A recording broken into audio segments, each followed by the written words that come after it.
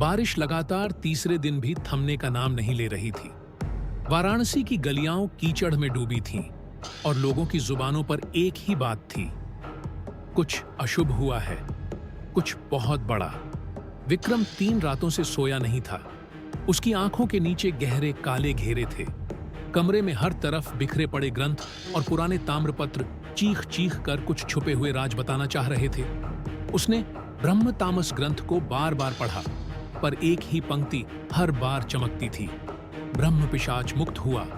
और हर बार पढ़ते ही कमरा ठंडा हो जाता, जैसे कोई वहां हो। विक्रम ने अब ठान लिया था कि उसे इस रहस्य का अंत करना ही होगा।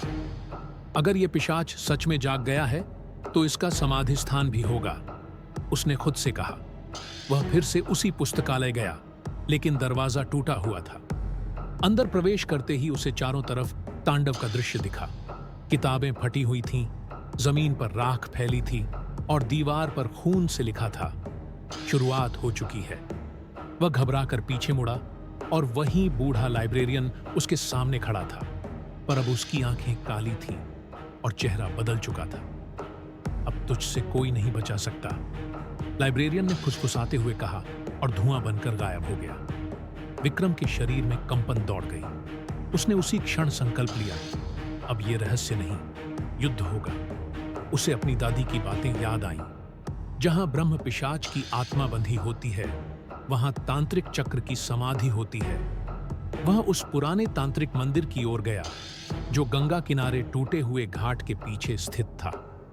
मंदिर में घुसते ही उसे जमीन पर कुछ जले हुए चक्र मिले, जिनमें लाश की राख लगी थी।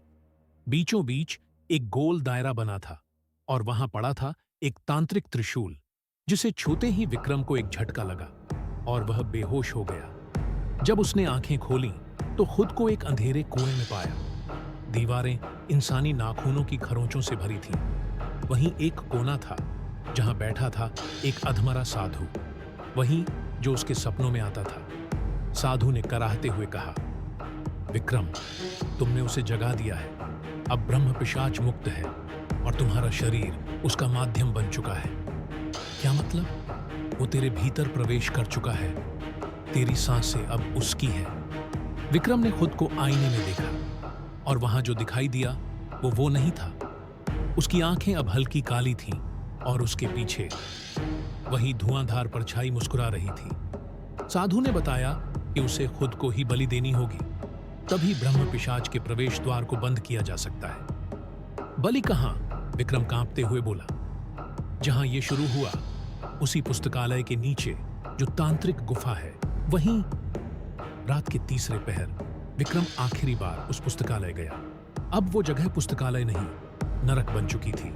दीवारों पर हजारों हाथों के निशान थे, किताबें रो रही थीं और हर कोने से एक ही आवाज आ रही थी, विक्रम, विक्रम, आ जा, तेरा इंतजार है। वो नीचे गुफा की ओर बढ़ा।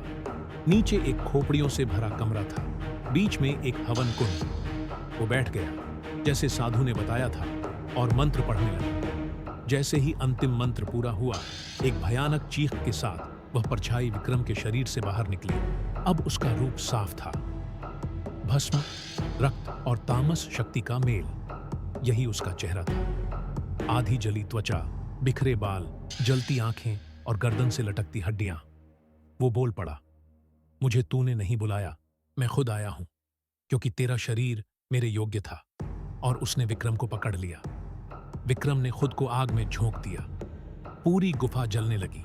ब्रह्म पिशाच चीखता रहा, पर अब देर हो चुकी थी। सवेरा हुआ। गांव वालों को वो पुस्तकालय राख में बदला मिला।